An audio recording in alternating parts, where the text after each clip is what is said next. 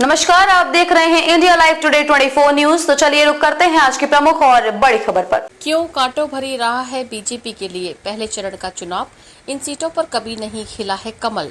लोकसभा चुनाव के लिए बीजेपी ने 370 सीटें जीतने का टारगेट रखा है। हालांकि बीजेपी के लिए ये इतना आसान नहीं होने वाला है। देश में लोकतंत्र के पर्व यानी कि चुनाव की शुरुआत हो चुकी है। शुक्रवार 19 अप्रैल सुबह से 21 राज्यों और केंद्र शासित प्रदेशों की 102 सीटों पर वोटिंग शुरू हुई। लोकसभा चुनाव के तहत पहले चरण के लिए वोटिंग हो रही है।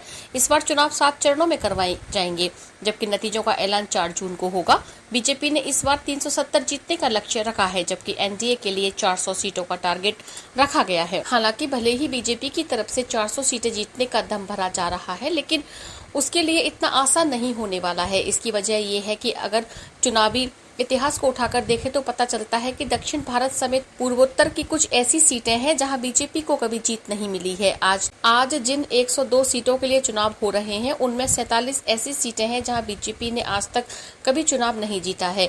ऐसे में उनकी चुनौती इन्हीं सीटों को जीतने की है। किन राज्यों में ऐसी कितनी सीटें हैं जहां बीजेपी कभी नहीं जीती?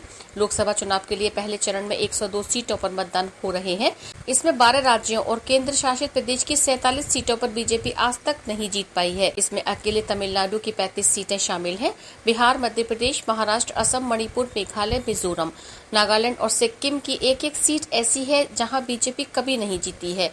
इसके अलावा केंद्र शासित प्रदेश लक्षद्वीप और पांडुचेरी की एक-एक सीट भी कभी बीजेपी के खाते में नहीं गई है। पूर्वोत्तर के राज्य मेघालय की 2 सीटों पर कभी कमल नहीं खिला है। यही वजह है कि बीजेपी ने इस बार इन सीटों को जीतने के लिए काफी मेहनत की थी। बीजेपी को उम्मीद है कि शायद इन सीटों पर इस बार के लोकसभा चुनाव में खाता खुल जाए। हालांकि 4 जून को नतीजों के ऐलान के बाद ही तस्वीरें साफ हो जाएंगी कि यहाँ बीजेपी को जीत मिलती है या किसी और दल का परचम लहराता है।